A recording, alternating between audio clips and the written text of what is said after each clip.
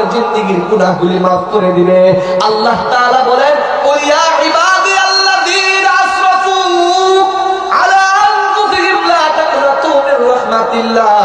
আল্লাহ তাআলা বলতেছেন, ও আমার বান্দা, তোমরা যারা তোমাদের নফসের প্রতি জুলুম করেছো, অনেক গুনাহ করেছো, অনেক অপরাধ করেছো, ও বান্দারে, আমি আল্লাহ তোমার কষ্টকে দূর করে দেওয়ার জন্য আমি আল্লাহ তাআলা তোমাদেরকে আশ্বাস দেই, লা তাকনাতু মির রাহমাতিল্লাহ, তোমার রবের রহমত থেকে নিরাশ হয়ে বলেন তুমি কত গুনাহ করেছো, সমস্ত গুনাহগুলিকে আমি আল্লাহ তাআলা ক্ষমা করে দিব। কোন সুবহানাল্লাহ।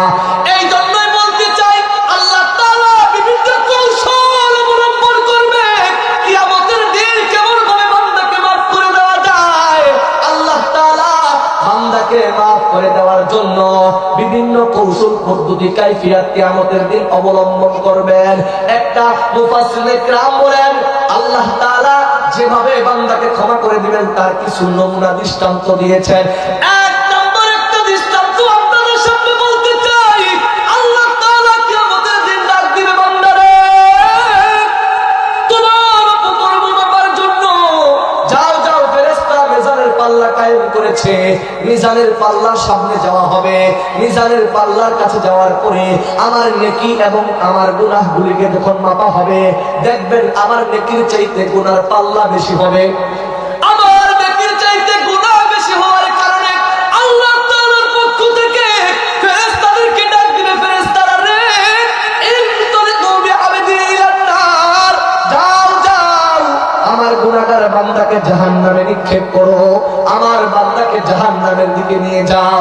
এই জাহান্নামের কথা শোনার সাথে সাথে ওই যুবকটা ডাক দিয়ে বলবে, মালিক, ও দয়ার মালিক, আপনি আমাকে জাহান্নামে দিবেন দেন, কিন্তু আপনার কাছে আমার একটা প্রশ্ন, আপনি আমার প্রতি সুবিচার করেন নাই। মা আনসাতা রব্বি, হে আমার প্রতিপালক, ও আমার মালিক, ও আমার রব, আপনি আমার প্রতি সুবিচার করেন নাই, আপনি আমার প্রতি বেইনসাফি করেছেন। আল্লাহ তাআলা সবই জানেন, সবই বুঝেন, কিন্তু তারপরও ফেরেশতাদেরকে ডাক দিয়ে বলবে, আল্লাহু আকবার, জোরে বলেন আল্লাহু আকবার। আল্লাহ তাআলা ডাক দিয়ে বলবে, ও আমার ফেরেশতা, আমার হাবিবে কিবরিয়া, ইমামুল আম্বিয়া, ইমামুল মুরসালিন, সাইয়্যিদুল মুরসালিন, সরকারে দু আলম, পয়গম্বর আরবি বিশ্ব নবীর উপর দরুদ ও সালাম আদায় করছি। সকলে জবান খুলে বলি সাল্লাল্লাহু আলাইহি ওয়াসাল্লাম। আমি আপনাদের সামনে আলোচনার পূর্বেই আপনাদের সকলের দৃষ্টি আকর্ষণ করে বলছি, আমরা যারা এই মাহফিলকে কেন্দ্র করে বাড়ি থেকে বের হয়েছি এবং আশেপাশে যারা মাহফিলের আশেপাশে যারা ঘোরাঘুরি করতেছি, মেহেরবানি করে আমরা এই মাহফিলের সামিয়ানার নিচে এসে বসে পড়ি। আর যারা বসছি তাদের দৃষ্টি আকর্ষণ করে বলছি, আমরা আমাদের সামনের জায়গাগুলি, সামনের ফাঁকা জায়গাগুলি পূরণ করে বসি মেহেরবানি করে। আর অনর্থক যেন কোনো কথাবার্তা না বলি, একটু মনোযোগ সহকারে কিছু কথা শুনবো। আল্লাহ রাব্বুল আলামিন যেন সে কথাগুলো আমাদের উভয়কে নাজাতের উসিলা হিসেবে কবুল করে, বলেন আল্লাহুম্মা আমিন। সম্মানিত প্রিয় হাজিরিন, আমরা যে এই মজমার মধ্যে আসতে পেরেছি, বসতে পেরেছি, এতে আমরা খুশি না বেজার? জোরে বলেন, খুশি না বেজার?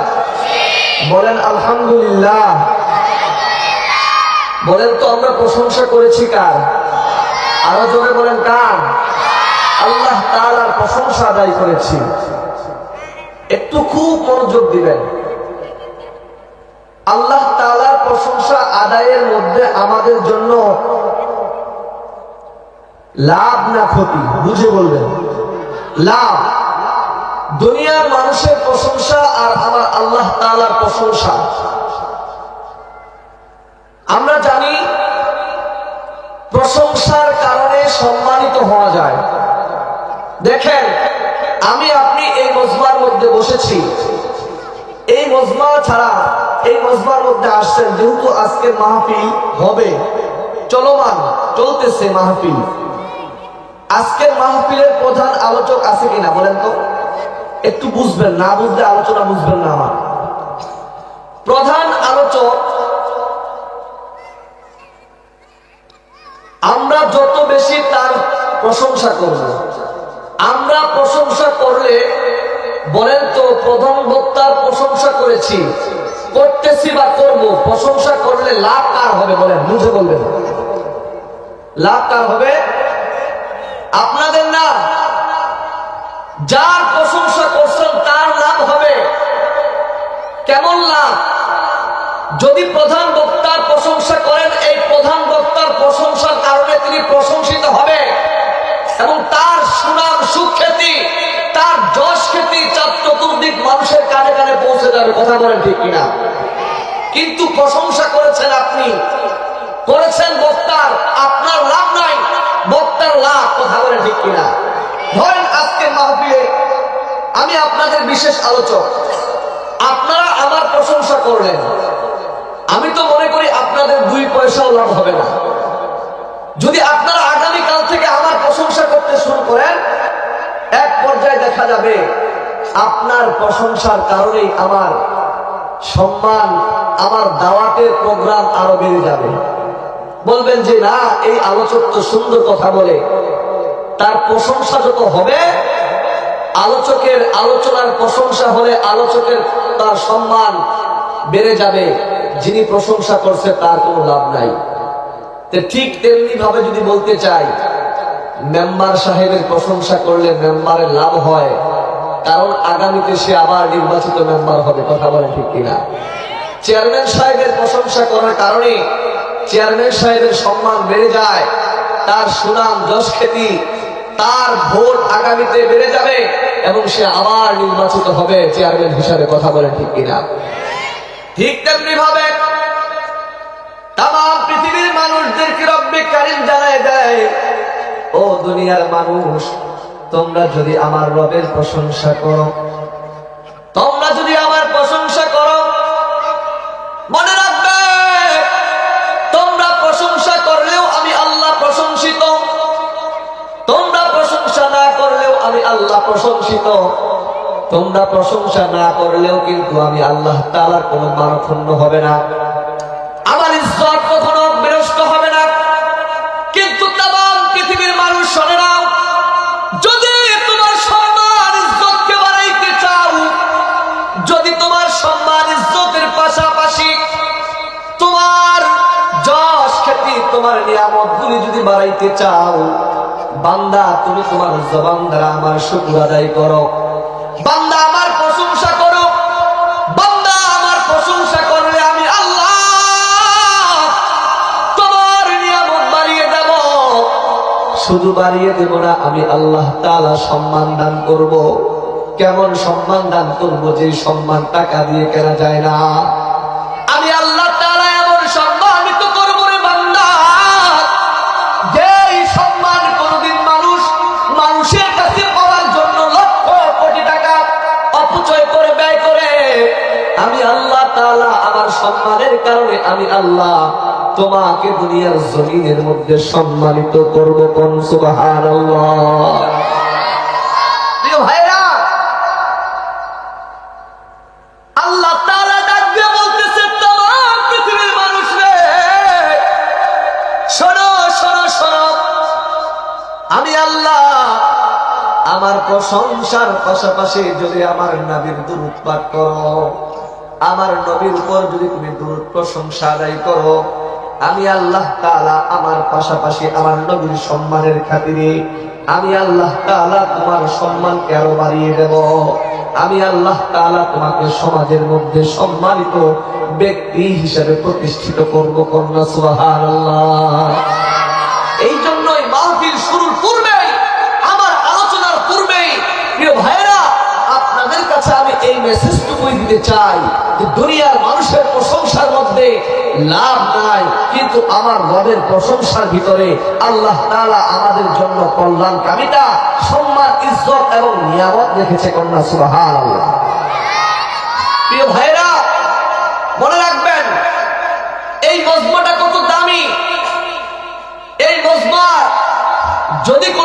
বসে। আল্লাহ তাআলা বলতেছেন, ও পয়গম্বর আপনি জানিয়ে দেন এই মজমাটা এত দামি মজমা, যদি কোনো ব্যক্তি এই মজমার মধ্যে বসে যায়, আন্নাহু ক্বালা লা ইয়াকুদু কওমুন ইয়াযকুরুনাল্লাহা আযযা ওয়া জাল্লা ইল্লা হাফাতুহুমুল মালায়েকা ওয়া গাশিয়াতুহুমুর রাহমা। আল্লাহর হাবিব পয়গম্বর বলেন, যেই জায়গার মধ্যে আল্লাহ তাআলার জিকির হয়, যেই জায়গার মধ্যে আল্লাহর আলোচনা হয়, যেই মজমার মধ্যে আল্লাহর বরত্ব মহত্ব প্রশংসা আদায় করা হয়, ওই মজমাটা এত সম্মানিত মজমা। ওই মজমার মধ্যে যদি কোনো জাতি কোনো মানুষগুলো বসে যায়, আল্লাহ তাআলা বলতেছেন ওই মানুষদের জন্য রব্বে কারীম ফেরেশতা অবতীর্ণ করেন, ওয়া নাযালাত আলাইহিমুস সাকিনা। আল্লাহর হাবিব পয়গম্বর বলেন, ফেরেশতাদের মাধ্যমে তাদেরকে বেষ্টন করা হয়, ওই জায়গার মধ্যে আল্লাহ তাআলার বিশেষ রহমত সাকিনা নাজিল হতে থাকে। জোরে কোন সুবহানাল্লাহ। শুধু তাই নয়, আল্লাহর হাবিব পয়গম্বর ডাক দিয়ে বলতেছে দুনিয়ার মানুষরে, ওয়া যাকারাহুমুল্লাহু ফী মান ইনদা। আমার জিকির তোমরা আমার স্মরণ এই মজমা থেকে করেছ। কোন মজমা? দেখো দেখো ওই দক্ষিণ রাজনগরের মধ্যে ওই কুরআনুল কারীমের শোনার জন্য মাহফিলের জন্য যে প্যান্ডেল করা হয়েছে, ওই একটা সাধারণ মজমা থেকে আমার বান্দা আমার স্মরণ করেছে। আল্লাহ তাআলা বলতেছেন ওই বান্দার প্রশংসা আমি আল্লাহ ফেরেশতাদেরকে নিয়ে বিশেষ এক মজমা থেকে তাদেরকে আমি আল্লাহ তাআলা স্মরণ করি। কোন সুবহানাল্লাহ। এই জন্য প্রিয় ভাই, এই মজমার নিয়ামত থেকে, এই মজমার বরকত থেকে যাতে করে আমরা বঞ্চিত না হই, কথা বলেন ঠিক কিনা? অনেকেই এই সুন্দর নিয়ামতের বাগান পেয়েছে, জান্নাতের বাগান পেয়েছে। আজকের মাহফিলের যে এই সামিয়ানার ব্যবস্থা আমাদের জন্য যে সমস্ত ভাইরা বলেন, যে সমস্ত মাহফিল ইলতেজামিয়া কমিটি আমাদের জন্য উপহার দিয়েছে, আমরা তাদের এই ইলতেজামকে অনর্থক যেতে দিব না, কথা বলেন ঠিক কিনা? আল্লাহ তাআলার প্রশংসা, আল্লাহ তাআলার বরত্ব মহত্ব আমরা কখনো আদায় করতে পারবো না, শেষ করতে পারবো না, কথা বলেন ঠিক কিনা? আল্লাহ তাআলা যত বড়, আল্লাহর নিয়ামত তত বড়, কথা বলেন ঠিক কিনা? আল্লাহ তাআলা যত বড়, আল্লাহর দেওয়া, আল্লাহর রহমত তত বড়। আমি আপনাদের সামনে একটু মিসালের মাধ্যমে বলতে চাই যে রব্বে কারীম এই মজমার মধ্যে বসলে আমাদেরকে যে বিনিময় দিবেন সেটা কত বড় হতে পারে। আল্লাহর হাবিব পয়গম্বর বলেন, যেটা সচরাচর আমরা বয়ানগুলো শুনে থাকি, এতটুকুই কথা আমি আপনাদের সামনে বলার চেষ্টা করব। যেহেতু দীর্ঘ টাইম কথা বলার আমার সুযোগ নাই এবং উলামায়ে কেরামরা আছেন, তারা দীর্ঘ সময় আপনাদেরকে কোরআন ও হাদিসের কথা শোনাবেন, কিন্তু আপনাদেরকে আমি এতটুকু বুঝাইতে চাই যে যত বড় তার দান হবে তত বড়, কথা বলেন ঠিক কিনা? কেমন একটু খেয়াল করবেন, আজকে আমরা এই মজমার মধ্যে বসেছি, আর রব্বে কারীমের কাছে যদি বলি মালিক এই মজমার মধ্যে বসার কারণে আপনার পক্ষ থেকে আমাদের জন্য কি নিয়ামত আপনি রেখেছেন, আল্লাহ তাআলার কাছে যদি আমরা এই কথাগুলো বলি, আল্লাহ তাআলা আমাদের জন্য বলেন, বান্দারে দুনিয়ার মানুষের দিকে তাকাইলে দেখা যায় দুনিয়ার মানুষ যত বড় হয় দুনিয়ার মানুষের দান তত বড় হয়, কথা বলেন ঠিক কিনা? একটু খেয়াল করবেন, মেম্বার সাহেব একটা ওয়ার্ডের প্রতিনিধি, সাধারণ মানুষের চাইতে মেম্বারের দান বড় হয়, কারণ সাধারণ মানুষের চাইতে মেম্বার সাহেব বড়, আর মেম্বারের দানটাও কিন্তু বড় হয়, কথা বলেন ঠিক কিনা? কিন্তু মেম্বারের চাইতে উপরের দিকে যদি যায়, চেয়ারম্যানের দিকে তাকাইলে দেখবেন চেয়ারম্যান সাহেব যত বড়, চেয়ারম্যান সাহেবের দানটাও তত বড়। কেমন বড়, কেমন বড় দেখেন, মেম্বার সাহেব কোন অনুষ্ঠানের মধ্যে গেলে কারো ইনভাইট, কারো বাড়িতে যাওয়ার পরে যদি কারো দাওয়াত কবুল করে ওই বাড়ির মধ্যে যদি কোনো হাদিয়া দেয়, দেখবেন সাধারণ মানুষ যদি 500 টাকা হাদিয়া দেয়, ওই ওই অনুষ্ঠানের মধ্যে মেম্বার সাহেব 1000 টাকা দান করবে, কথা বলেন ঠিক কিনা? আর যদি ওই বাড়ির মধ্যে চেয়ারম্যান সাহেবকে দাওয়াত করা হয়, মেম্বার সাহেব 500 টাকা দেয়, চেয়ারম্যান সাহেব কিন্তু 1000 টাকা দিবে, কারণ মেম্বারের চাইতে কিন্তু চেয়ারম্যান সাহেবের পদমর্যাদা বেশি, কথা বলেন ঠিক কিনা? চেয়ারম্যান সাহেব যদি 1000 টাকা দেয়, দেখবেন ওই বাড়ির মধ্যে যদি এমপি কে দাওয়াত করা হয়, এমপি কিন্তু 1000 টাকা দিবে না, হয়তো বা 5000 টাকা দিবে, কথা বলেন ঠিক কিনা? ঠিক তেমনি ভাবে প্রিয় ভাইরা, এমপি মন্ত্রী থেকে শুরু করে ব্যক্তি যত বড় হয়, ব্যক্তির দান তত বড় হয়, ব্যক্তি যত বড় হয় ব্যক্তির কথা তত বড় হয়, ব্যক্তি যত বড় হয় ব্যক্তির পদোন্নতি তত বড় হয়। ঠিক আল্লাহ তাআলা ডাক দিয়ে বলতেছে, তামাম পৃথিবীর মানুষ শোনো শোনো শোনো, দুনিয়ার মানুষের দানের দিকে তাকাইলে দেখো ব্যক্তি যত বড় তার দান তত বড়। মনে রাখবে দুনিয়ার মানুষের চাইতে মানুষের স্রষ্টা আমি আল্লাহ। দুনিয়ার সমস্ত কুল কায়নাতকে সৃজন করেছি আমি, তামাম পৃথিবীর স্রষ্টা আমি আল্লাহ। মনে রাখবে দুনিয়ার মানুষের দান যদি এত বড় হয়, তাহলে আমি আমার রবের দান কত বড় হবে।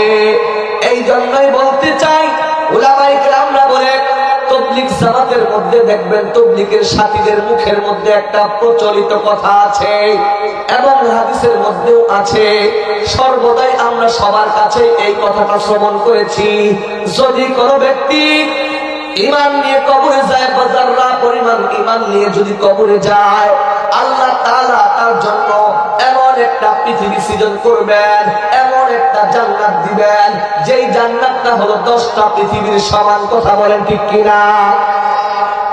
10 পৃথিবীর সমান জান্নাত। একটু গভীর মনোযোগ দিবেন, আল্লাহ তাআলার দান কত বড় হবে। ধরেন আপনি শারীরিক অসুস্থ আছেন, শারীরিক অসুস্থতার কারণে আপনি আপনার অসুস্থ থেকে সুস্থ হওয়ার জন্য আপনার পাশের মসজিদের ইমামের কাছে গেছেন, যাওয়ার পর বললেন, হুজুর আমি একটু শারীরিক ভাবে অসুস্থ আছি, আমার গলার সমস্যা। এই কথা শোনার পরে ইমাম সাহেব বলল, আপনার জন্য একটু মধুর প্রয়োজন, এই ঠান্ডার মধ্যে যদি আপনি একটু মধু খাইতে পারতেন তাহলে আপনার উপকার হইতো। এখন ওই লোকটা চিন্তা করলেন, এখন মধু কোথায় পাবো? ইমাম সাহেব বললেন, যান আপনার রাজ্যের রাজার বাড়িতে চলে যান, বাদশার বাড়িতে চলে যান, বাদশার বাড়িতে কোনো কিছুর অভাব নাই, যান আপনি তার দরবার গেলে কিছু না কিছু হাদিয়া পাবেন, মধু পাবেন। সঙ্গে সঙ্গে ওই লোকটা চলে গেলেন কোথায়? বলেন বাদশার বাড়িতে। কোথায় গেছে? সবাই কথা বলবেন, কোথায় গেছে? হাতের মধ্যে একটা বোতল নিচ্ছে, অথবা ছোট একটা গ্লাস নিচ্ছে, ওই গ্লাস নিয়ে রাজার বাড়িতে চলে গেছে। রাজাকে গিয়ে বাদশাকে গিয়ে বলতেছে, আমার একটু মধুর প্রয়োজন ছিল। বাদশা ডাক দিয়ে, ও সেনাপতি যাও আমার মধুর স্টোর থেকে, মধুর গুদাম থেকে তার জন্য, আমার প্রজার জন্য, আমার দেশের আমার রাজ্যের সে তো আমার কি প্রজা, আমার নাগরিক, তার জন্য একটু মধুর ব্যবস্থা করে দাও। গেলেন, যাওয়ার পরে মধুর স্টোর থেকে, গুদাম থেকে ওই সেনাপতি ডাক দিয়ে বলতেছে, ভাই আপনার জন্য এই আপনার জন্য এই মধুর ড্রামটাই দিয়ে দিলাম। কি দিলে বলেন? মধুর ড্রাম দিয়ে দিছে। তখন ওই লোকটা ডাক দিয়ে বলতেছে, সেনাপতি আমার তো এতটুকু মধুর প্রয়োজন নাই, আমি হাতের মধ্যে যে বোতলটা এনেছি এই বোতলের মধুটুকু দিলেই তো যথেষ্ট, এত মধুর প্রয়োজন নাই। তখন রাজা ডাক দিয়ে বলতেছে, বাদশা ডাক দিয়ে বলতেছে, তোমার প্রয়োজন হতে পারে 1 চামচ মধু, তোমার প্রয়োজন হতে পারে 1 গ্লাস মধু, কিন্তু আমার শোভা পায় না আমি বাদশা যত বড় আমার দান হবে তত বড়। কথা বলেন ঠিক কিনা? আর মানুষ তো বলবে বাদশার দরবারে গিয়ে আছে, কথা বলেন ঠিক কিনা? যখন মানুষের সামনে দিয়ে এক বোতল মধু নিয়ে, এক গ্লাস মধু নিয়ে রাস্তা দিয়ে যাবে, তখন কি বলবে? মানুষ বলবে রাজা কোন ধন দৌলতে শান শৌকতের অভাব নাই, কিন্তু রাজা তো কৃপণ কেন? রাজা এক চামচ বা এক গ্লাস মধু কেমন করে দিল, কথা বলেন ঠিক কিনা? এই জন্যই তো পৃথিবীর মানুষদেরকে রব্বে কারীম বান্দার জরুরত হতে পারে অল্প, কিন্তু রব্বে কারীম যত বড়, রব্বে কারীমের দানটাও হবে তত বড়। রব্বে কারীম কোন মানুষকে অল্প দিয়ে ক্ষান্ত হয় না। আল্লাহ তাআলা অগণিত রহমত, অগণিত নিয়ামতের মাধ্যমে আমাদেরকে দুনিয়ার জীবনে সচল রেখেছে, কথা বলেন ঠিক কিনা? আল্লাহ তাআলা কুরআনুল হাকীমের মধ্যে বলতেছেন, ইন্নাল্লাযীনা আমানু ওয়া আমিলুস সালিহাত কানাত লাহুম জান্নাতুল ফিরদাউসি নুজুলা। আল্লাহ তাআলা বলেন দুই গুণ যার মধ্যে থাকবে। কয়টা গুণ? জোরে বলেন কয় গুণ? দুই গুণ যার মধ্যে থাকবে, আল্লাহ তাআলা বলেন তার উপঢৌকন তার জন্য আমার বিশেষ জান্নাত থাকবে, যেই জান্নাতটা হলো সবচাইতে বড় জান্নাত। কোন সুবহানাল্লাহ। আল্লাহ তাআলা সবচাইতে বড় জান্নাত, যেই জান্নাতকে আল্লাহ তাআলা সর্বোচ্চ মর্যাদায় আসীন করেছেন, ওই জান্নাতটা কত বড় হবে? ওই জান্নাতটা কত বড় হবে? আমি আপনাদের সামনে ছোট্ট একটা মিসালের মাধ্যমে জানাইতে চাই। জিবরাইল আলাইহিস সালাতু ওয়াস সালাম আল্লাহ তাআলার কাছে আবদার করছেন, মালিক আমি আপনার জান্নাত দেখতে চাই। বলেন কি দেখতে চাই? এই জায়গায় স্পষ্ট মনে রাখবেন, আমি জিবরাইল আলাইহিস সালামের মান এবং সম্মানকে, ইজ্জতকে নষ্ট করতে চাই না, কিন্তু একটু বুঝাইতে চাচ্ছি। জিবরাইল আলাইহিস সালাতু ওয়াস সালাম আল্লাহ তাআলার কাছে বলতেছে, মালিক আমি আপনার জান্নাত দেখতে চাই। আল্লাহ তাআলা ডাক দিয়ে বললেন, জিবরাইল রে, জান্নাত দেখতে হলে তোমাকে জান্নাতে যাওয়ার জন্য জান্নাতের পূর্বে যে একটা নদী আছে, জান্নাতের পূর্বে যে একটা সাগর আছে, এই সাগরটা পাড়ি দিতে তোমার জন্য অনেক কষ্ট হয়ে যাবে। গভীর মনোযোগ শুনবেন প্রিয় ভাইরা, পর্দার অন্তরালের মা বোনেরা, আমার সম্মুখ পারে যুবক ভাইরা একটু মনোযোগ দেন। জিবরাইল আলাইহিস সালাতু ওয়াস সালাম বলতেছে, আল্লাহ আমি আপনার জান্নাত দেখার জন্য আমি আপনার জান্নাত দেখার জন্য একটু আপনার কাছে অনুমতি চাই। আল্লাহ তাআলা বললেন, না তুমি জান্নাত দেখতে পারবে না। জিবরাইল বলতেছে, ওগো আল্লাহ একটু অনুমতি দেন, আমি আল্লাহ আপনার জান্নাত দেখব। জিবরাইলের শরীরের মধ্যে 600 ডানা। বলেন কয় শত ডানা? এক একটা ডানা দিয়ে যদি জিবরাইল আলাইহিস সালাম যদি একটু ঝাঁপ দেয়, একটা ডানা দিয়ে ঝাঁপ দিলে জমিন থেকে আসমান পর্যন্ত পৌঁছে যায়। এমন করে জিবরাইল আলাইহিস সালাতু ওয়াস সালাম 600 ডানা দিয়ে আল্লাহর জান্নাত দেখার জন্য, ওই জান্নাতের পূর্বের নদী অতিক্রম করার জন্য 600 ডানা দিয়ে জিবরাইল আমিন উঠতে জিবরাইল আলাইহিস সালাম একদিন নয়, 2 দিন নয়, 1 মাস নয়, 2 মাস নয়, 1 বছর নয়, 2 বছর নয়, এমন করে উঠতে জিবরাইল আলাইহিস সালাম 40,000 বছর পর্যন্ত উড়লেন। বলেন কয় হাজার? কয় শত ডানা? এক একটা ডানা দিয়ে উড়লে জমিন থেকে আসমান, এমন করে 600 ডানা, 600 আসমান এবং জমিন অতিবাহিত করে একবার ঝাঁপ দিলেই জিবরাইল আলাইহিস সালাতু ওয়াস সালাম আল্লাহর জান্নাত দেখার জন্য, নদী অতিক্রম করার জন্য 600 ডানা দিয়ে উড়ে, 600 ডানা দিয়ে উড়তে একদিন 2 দিন নয়, 40,000 বছর পর্যন্ত উড়লেন। 40,000 বছর পর্যন্ত উড়ার পরে জিবরাইল আলাইহিস সালাম ক্লান্ত হয়ে গেলেন। ক্লান্ত হয়ে যাওয়ার পরে জিবরাইল আলাইহিস সালাতু ওয়াস সালাম বিশ্রামের জন্য জায়গা খুঁজতেছেন, কোন জায়গায় ল্যান্ড করা যায়, কোন জায়গার মধ্যে নামা যায়, কোন জায়গার মধ্যে থামা যায়। জিবরাইল আলাইহিস সালাতু ওয়াস সালাম দেখলেন নদীর এক কোণের মধ্যে একটা চর দেখা যায়, মাটির টিলার মতো দেখা যায়, বিশাল এক স্তূপ দেখা যায়।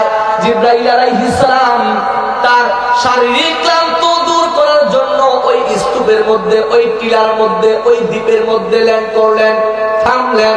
সুবহানাল্লাহ বলেন। জিবরাইল আলাইহিস সালাতু ওয়াস সালাম 600 ডানা দিয়ে 40,000 বছর পর্যন্ত উড়ার পরে যেই জায়গার মধ্যে থামলেন, ওই জায়গায় থামার পরে কিছুক্ষণ তিনি কি হলেন? কিছুক্ষণ তিনি তার ক্লান্ত দূর হয়ে গেল।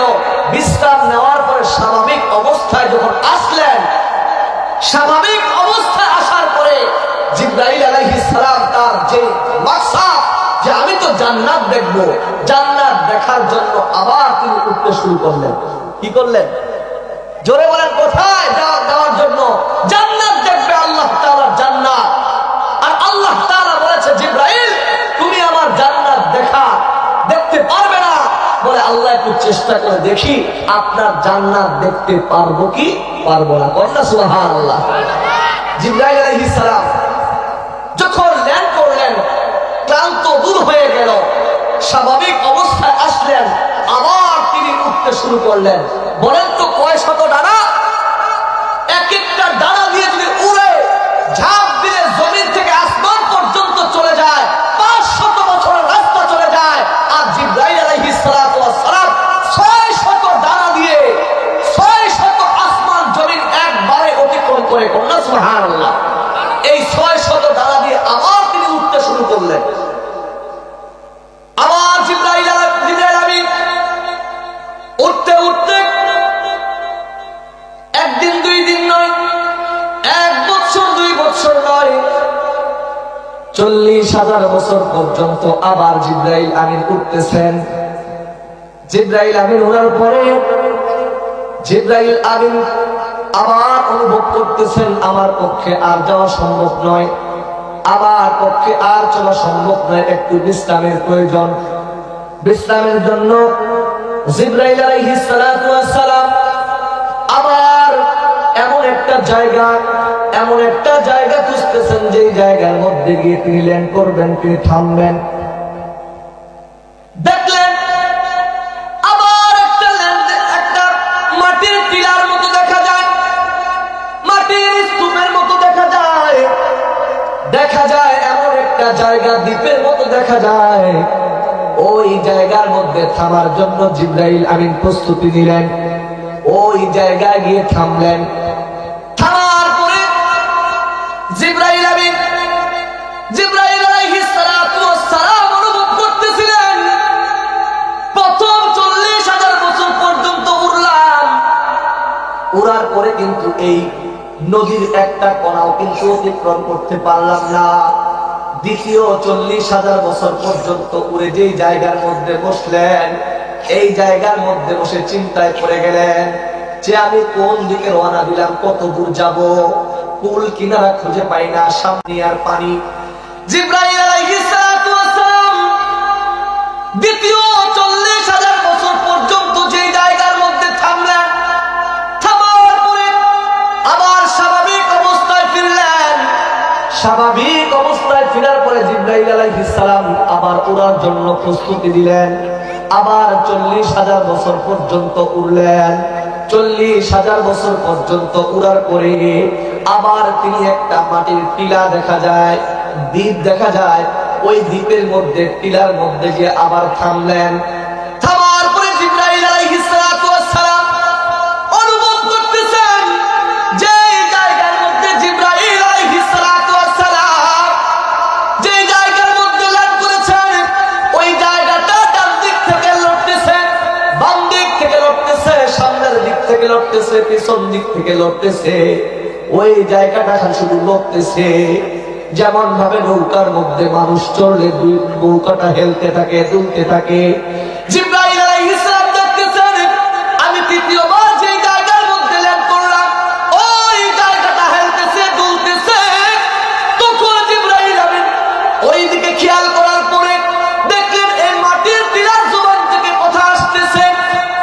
মাটির টিলা কথা বলতেছে, ডাক দিয়ে বলতেছে জিবরাইল রে, তুমি যেই প্রথম তুমি মনে করছো এটা মাটির টিলা, না না আমি মাটির টিলা নই, আমি দ্বীপ নই, আমি হইলাম এই সমুদ্রের একটা ছোট মাছ। বলেন কি? জোরে বলেন না সুবহানাল্লাহ। আমি হলাম এই সমুদ্রের ছোট একটি মাছ। জিবরাইল আমিন ডাক দিয়ে বলে সুবহানাল্লাহ, আল্লাহ তাআলা এত বড় মাছ সৃষ্টি করেছেন। ওই মাছ ডাক দিয়ে বলতেছে জিবরাইল শোনো রে, আমি মাছ কিন্তু সবচেয়ে বড় না। শোনো শোনো, তুমি প্রথম 40,000 বছর পর্যন্ত উড়ার পরে যেই জায়গার মধ্যে অবস্থান করেছিলে, যেই জায়গার মধ্যে থেকেছিলে, যেই জায়গার মধ্যে আরাম বিশ্রাম করেছিলে, ল্যান্ড করেছিলে, ওই জায়গাটা হলো আমি মাছের লেজ। সুবহানাল্লাহ। দ্বিতীয় 40,000 বছর পর্যন্ত উড়ার পরে বিশ্রামের জন্য, আরামের জন্য তুমি যেই টিলা মনে করে যে জায়গার মধ্যে অবস্থান করেছিলে, ওই জায়গাটা ছিল আমি মাছের পিঠ। তুমি তৃতীয়বার যে জায়গার মধ্যে ল্যান্ড করেছো বিশ্রামের জন্য, তুমি যেই জায়গাটাকে মাটির টিলা ভেবেছিলে, ওই জায়গাটা হলো আমি মাছের মাথা। কোন সুবহানাল্লাহ। জিবরাইল আমিন ডাক দিয়ে বলে সুবহানাল্লাহ, আল্লাহ তাআলা এত বড় মাছ জান্নাতের নদীর মধ্যে তৈরি করেছে, সৃষ্টি করেছে। মাছ ডাক দিয়ে বলে জিবরাইল না না, আমি এই নদীর সবচাইতে ছোট মাছ, আমি বড় মাছ না। আমি এই নদীর বড় বড় মাছের ভয়ে এক কিনারার মধ্যে অবস্থান করতেছিলাম, আর তুমি আমার মধ্যে অবস্থান করেছ। জিবরাইল আমিন ডাক দিয়ে বলতেছে সুবহানাল্লাহ, আল্লাহ তাআলার জান্নাত দেখবো কি? আল্লাহর জান্নাত দেখার জন্য জান্নাতের পূর্বের নদীটাই কিন্তু আমি অতিবাহিত করতে পারি নাই। জান্নাতের নদী অতিবাহিত করবো তো দূরের কথা, মাছের জবান থেকে শোনা মাছ নাকি সবচাইতে ছোট মাছ। এই ছোট মাছটাকে তো আমি অতিবাহিত করতে পারি নাই। না জানি আল্লাহ তাআলা কত বড় বড় মাছ এই নদীর মধ্যে সৃষ্টি করছে। আল্লাহু আকবার বলেন। যেই মাছটাকে আমি অতিবাহিত করতে পারি নাই রে ভাই, মনে রাখবেন আল্লাহ তাআলা ডাক দিয়ে বলতেছে কানাত লাহুম জান্নাতুল ফিরদাউসি নুজুলা।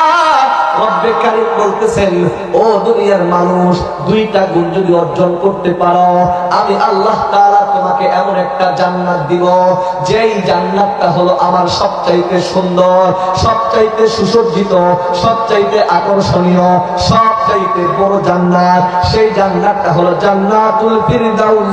সুবহানাল্লাহ। আল্লাহ তাআলার বান্দা মনে রাখবে, যার কষ্ট যত বেশি হবে, যে যত বেশি কষ্ট আমার আল্লাহর জন্য করবে, আল্লাহ তাআলার পুরস্কার তার জন্য তত বড় হবে। আল্লাহর হাবিব পয়গম্বর হাদিসের মধ্যে বলেন, আল্লাহ তাআলা জান্নাতকে সুসজ্জিত করেছেন, আল্লাহ তাআলা জান্নাতকে বেষ্টন করেছেন, আল্লাহ তাআলা জান্নাতকে সাজাইছেন রে ভাই। আল্লাহর পয়গম্বর বলেন, আল্লাহ তাআলা জান্নাতকে সাজাইছেন কষ্টের বস্তুর মাধ্যমে, আল্লাহ তাআলা জান্নাতকে তৈরি করেছেন কষ্টের বস্তুর মাধ্যমে। কেমন ওই কষ্টের বস্তু রে ভাই? দেখেন এই ঠান্ডার ভিতরে ফজরের নামাজ পড়া বড় কঠিন। এই ঠান্ডার মধ্যে যে ব্যক্তি যত বেশি কষ্ট করবে, আরামের বিছানা ছেড়ে দিবে, ল্যাপ কম্বল ছেড়ে দিয়ে আল্লাহর হুকুম মোতাবেক মসজিদের মধ্যে অবস্থান করবে, ঠান্ডা পানি দ্বারা ওযু করিয়া আল্লাহ তাআলার কুদরতি কদমের মধ্যে সিজদায় অবনত হয়ে যাবে। আল্লাহ তাআলা বলতেছেন বান্দারে, আমি আল্লাহ তাআলা তোমার এই কষ্টের জন্যই, আমি আল্লাহ তাআলা তোমার এই কষ্ট তোমার মাথাকে অবনত করার কারণে, যে সময় হাজারো মানুষ ঘুমের ঘরে বিভোর, যে যে সময় মানুষগুলো আরামের বিছানা পাইয়া, আরামের কম্বল পাইয়া ওই আরামের ঘুমের মধ্যে বিভোর হয়ে আছে, আর তুমি আরামের ঘুমকে ছেড়ে দিয়েছ, আরামের ঘুমকে হারাম করেছ, আরামের বিছানাকে লাথি মেরেছ। বান্দা মনে রাখবে, আমি আল্লাহ তাআলা তোমার এই কষ্ট মুজাহাদার কারণে আমি আল্লাহ তাআলা তোমার জন্য তৈরি করেছি রে বান্দা।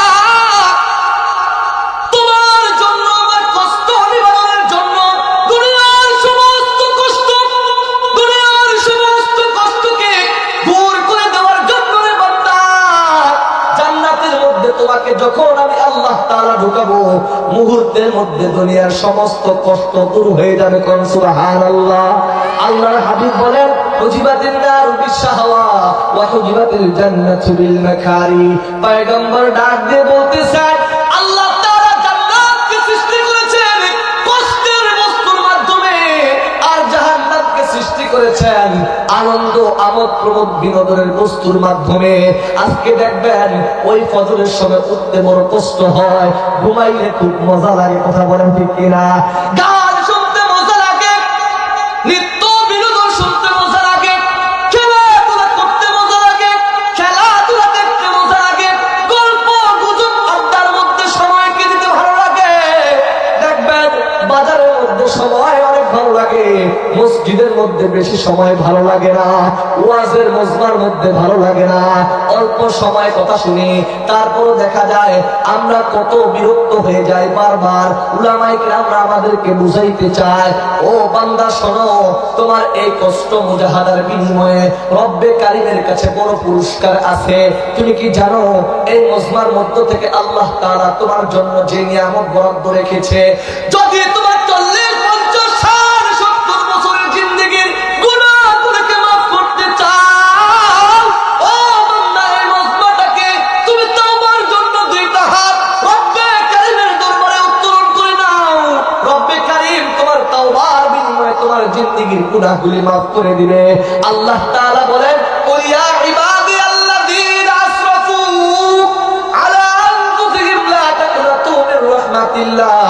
আল্লাহ তাআলা বলতেছেন, ও আমার বান্দা, তোমরা যারা তোমাদের নফসের প্রতি জুলুম করেছো, অনেক গুনাহ করেছো, অনেক অপরাধ করেছো, ও বান্দারে, আমি আল্লাহ তোমার কষ্টকে দূর করে দেওয়ার জন্য আমি আল্লাহ তাআলা তোমাদেরকে আশ্বাস দেই, লা তাকনাতু মির রাহমাতিল্লাহ, তোমার রবের রহমত থেকে নিরাশ হয়ে। আল্লাহ তাআলা বলেন, তুমি কত গুনাহ করেছো, সমস্ত গুনাহগুলিকে আমি আল্লাহ তাআলা ক্ষমা করে দিব। কোন সুবহানাল্লাহ।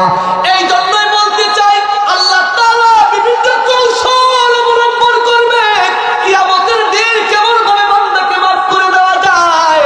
আল্লাহ তাআলা বান্দাকে মাফ করে দেওয়ার জন্য বিভিন্ন কৌশল পদ্ধতি কাইফিয়াত কিয়ামতের দিন অবলম্বন করবেন। একটা মুফাসসিরে কেরাম বলেন, আল্লাহ তাআলা যেভাবে বান্দাকে ক্ষমা করে দিবেন তার কিছু নমুনা দৃষ্টান্ত দিয়েছেন। এক নম্বর একটা দৃষ্টান্ত আপনাদের সামনে বলতে চাই।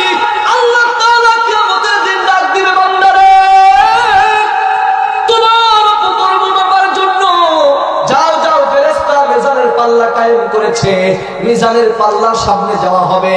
মিজানের পাল্লার কাছে যাওয়ার পরে আমার নেকি এবং আমার গুনাহগুলিকে যখন মাপা হবে, দেখবেন আমার নেকির চাইতে গুনার পাল্লা বেশি হবে। আমার নেকির চাইতে গুনাহ বেশি হওয়ার কারণে আল্লাহ তাআলার পক্ষ থেকে ফেরেশতাদেরকে ডাক দিবে, ফেরেশতারা রে, ইনতলিকু বিআবদি ইলান নার, যাও যাও, আমার গুনাহগার বান্দাকে জাহান্নামে নিক্ষেপ করো, আমার বান্দাকে জাহান্নামের দিকে নিয়ে যাও। এই জাহান্নামের কথা শোনার সাথে সাথে ওই যুবকটা ডাক দিয়ে বলবে, মালিক, ও দয়ার মালিক, আপনি আমাকে জাহান্নামে দিবেন দেন, কিন্তু আপনার কাছে আমার একটা প্রশ্ন, আপনি আমার প্রতি সুবিচার করেন নাই। মা আনসাত রব্বি, হে আমার প্রতিপালক, ও আমার মালিক, ও আমার রব, আপনি আমার প্রতি সুবিচার করেন নাই, আপনি আমার প্রতি বেইনসাফি করেছেন। আল্লাহ তাআলা সবই জানেন, সবই বুঝেন, কিন্তু তারপরও ফেরেশতাদেরকে ডাক দিয়ে বলবে, আল্লাহু আকবার, জোরে বলেন আল্লাহু আকবার।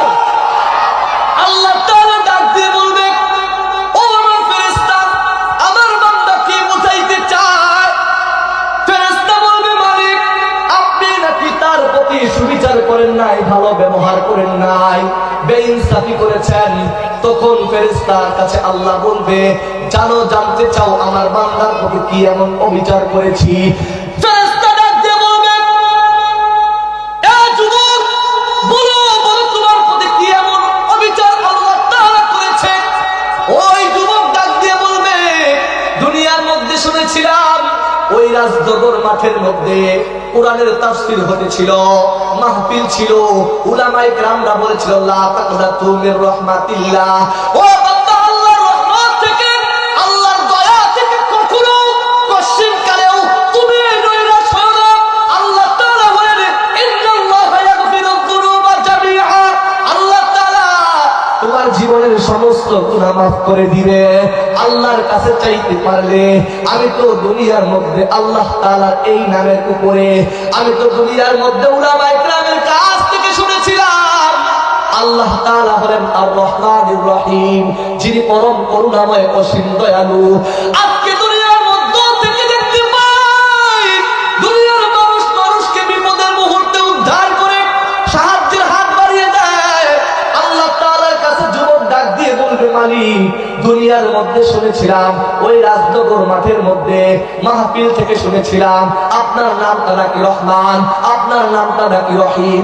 ও আল্লাহ, আমি আপনার রহমান নামের রহম চাই, আমি আপনার রহিম নামের দয়া চাই, আমি আপনার গফুর নামের ক্ষমা চাই, আমি আপনার গফার নামের ক্ষমা অনুভূতি চাই।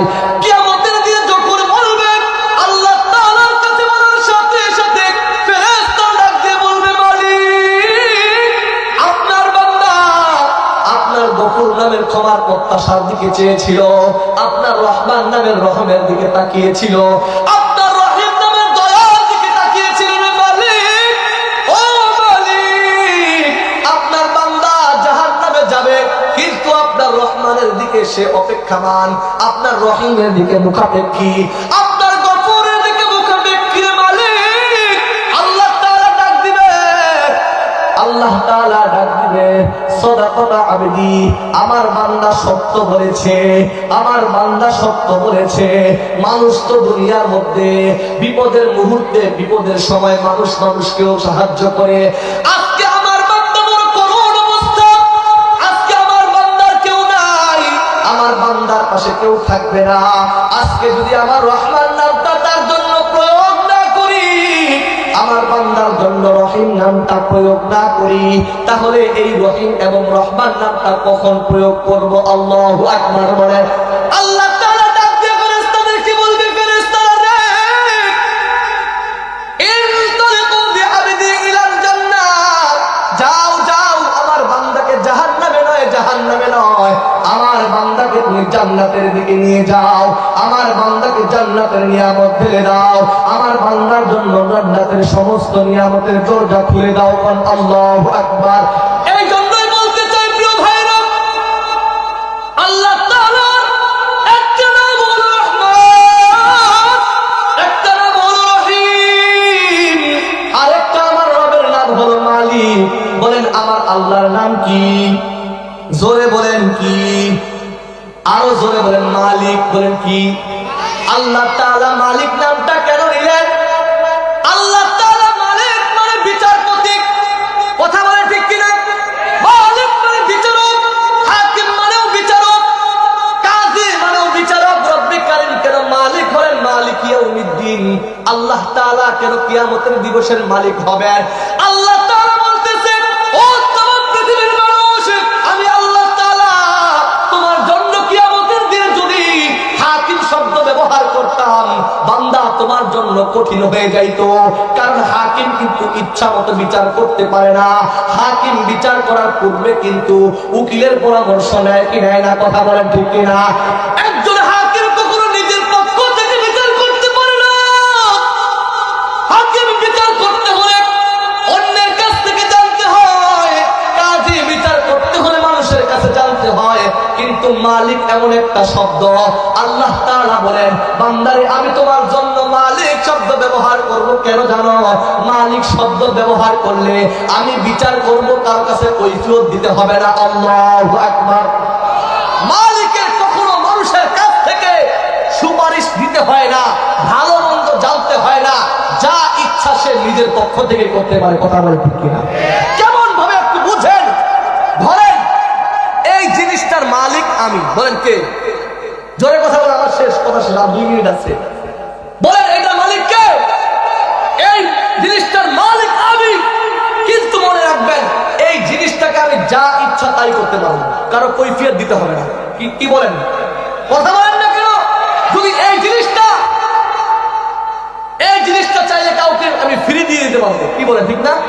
ঠিক আল্লাহ তাআলা, সংক্ষিপ্ত করতেছি, কথা দীর্ঘ কিন্তু সংক্ষিপ্ত করে বুঝাইতে চাচ্ছি যে আল্লাহ তাআলা কিয়ামতের দিন গফুর শব্দ ব্যবহার করবে, গফফার শব্দ ব্যবহার করবে, রহিম শব্দ ব্যবহার করবে, রহমান শব্দ ব্যবহার করবে। আল্লাহ তাআলা বান্দাকে মুক্তি দেওয়ার জন্য মালিক শব্দ ব্যবহার করবে তাদের জন্যই, যারা এই 2টা গুণ হাসিল করবে। একটা হলো ঈমান, আরেকটা হলো নেক আমল। কি বলেন? ঈমান আর নেক আমল, এই 2 গুণের সমন্বয়ে রব্বে কারীম তাকে কিয়ামতের দিন মালিক শব্দের খাতিরে সমস্ত অপরাধ থাকা সত্ত্বেও, সমস্ত গুনাহ থাকা সত্ত্বেও হয়তো আল্লাহ তাআলা এই 2 গুণে গুণান্বিত হওয়ার কারণে রব্বে কারীম তার জিন্দেগীর সমস্ত গুনাহ মাফ করে দিবেন। জোরে বলেন সুবহানাল্লাহ। সম্মানিত প্রিয় হাজিরিন, আমার পঠিত হাদিস, আল্লাহর হাবিব বলেন আত-তাইবু মিনাজ যামবি কামা লা যামবা লা। ও দুনিয়ার মানুষ শোনো, তওবা করো, আর এটা হলো তওবার মজমা। কথা বলেন ঠিক কি? এই মজমা থেকে তোমার রবের দরবারে 2টা হাত বিক্ষুব্ধের মতো উত্তোলন করে দাও, আর মন থেকে বলো আল্লাহ বিগত দিনে যা করেছি সব ভুল করেছি। আল্লাহ আপনার নাফরমানি করেছি, আপনার হুকুম অমান্য করেছি, আপনার দিন থেকে, আপনার হুকুম থেকে শয়তানের পদাঙ্ক অনুসরণের মাধ্যমে অনেক দূরে ছিলাম। আপনি আমাদেরকে মাফ করে দেন। দেখবেন আল্লাহ তাআলার কাছে এই তাওবা করতে দেরি হবে, রব্বে কারীম আমার আপনার জীবনের গুনাহ মাফ করতে 1 সেকেন্ড দেরি করবে না।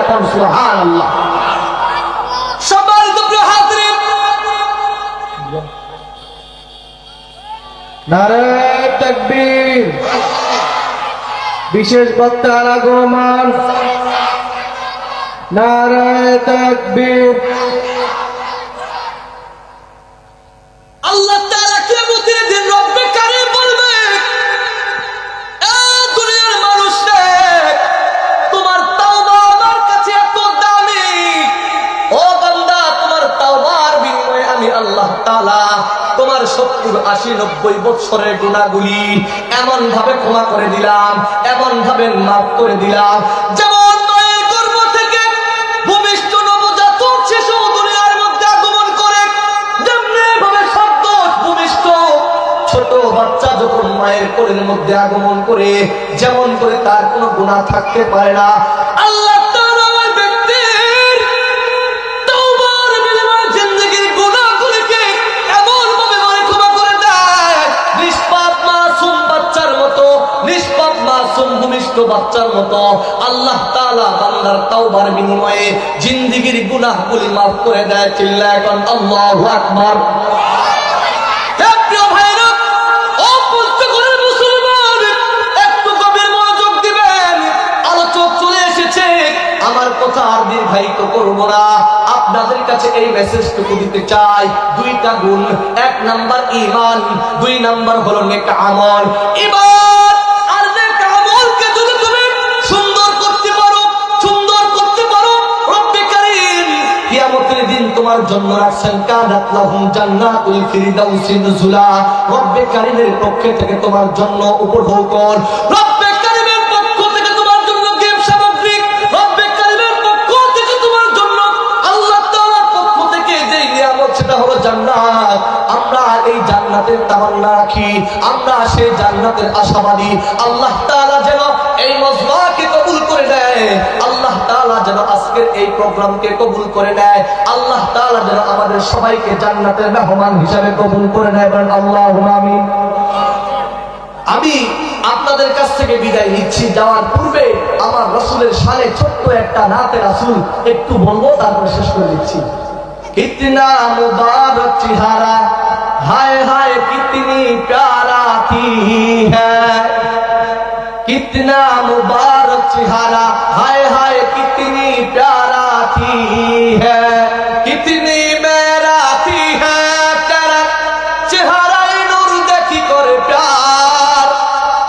कुदरत में बनाया हो तुम मुझे पागल कर जाती है। अल्लाहु अकबर बोलें।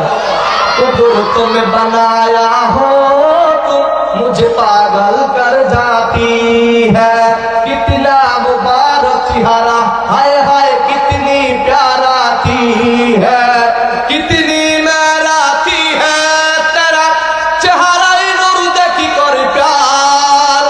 कुदरत में बनाया हो तुम मुझे पागल कर जाती है। कुदरत में बनाया हो तुम मुझे पागल कर जाती है। अल्लाहु अकबर बोलें। तेरा नजर झुके तो शाह करे, जो उठे नजर तो जुबह चले। तेरा नजर झुके तो शाह करे, जो उठे नजर तो जुबह चले। तुम देखले तो लुकलू चर्चाए, जो देखाए चाँद में शर्माए। तेरा रोशन रोशन गाल है, जलपी जलपी चाल है, सर में आग है। जो बहुत का फिर मुस्लिम है, चेहरा नूर देखी कर प्यार। कुदरत में बनाया हो तुम मुझे पागल कर जाती है। कुदरत में बनाया हो तुम मुझे पागल कर जाती है। আমার নবী যদি কারোর সাথে মুসাফা করতো তার হাত থেকে বেশটো আমরে ঘাট আসতো। পড়ুন সুবহানাল্লাহ।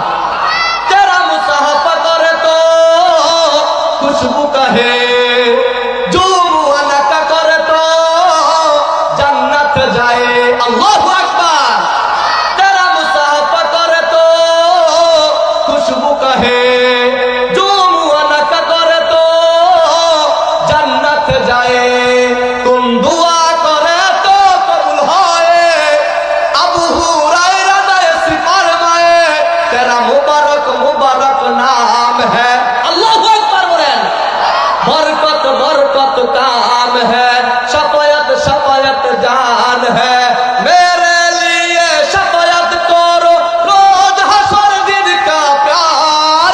कुदरत में बनाया हो तुम मुझे पागल कर जाती है। कुदरत में बनाया हो